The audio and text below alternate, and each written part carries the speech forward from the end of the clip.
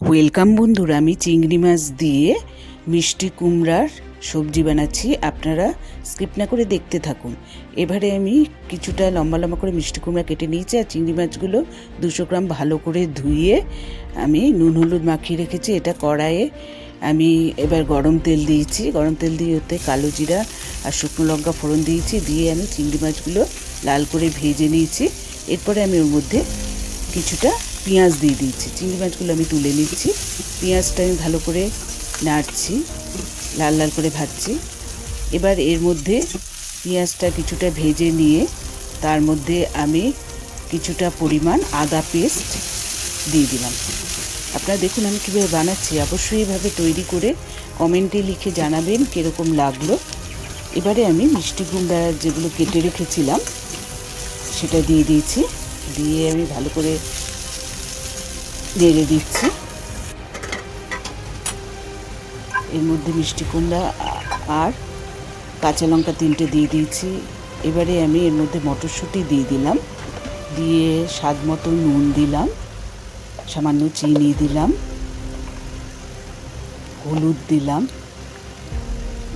কাশ্মীরি লঙ্কা গুঁড়ো দিলাম, আর ভাজা মশলা দিলাম। ভাজা মশলা বলতে মৌরি, গোটা জিরে, গোটা ধনে, তেজপাতা, শুকনো লঙ্কা ড্রাই রোস্ট করে শুকনো খোলায় ভেজে আমি ভাজা মশলা তৈরি করে নিয়েছি, সেটা দিলাম। দিয়ে আমি ভালো করে সব একসঙ্গে মশলার সঙ্গে মিষ্টি কুমড়াগুলো ভালো করে মিশিয়ে নিচ্ছি।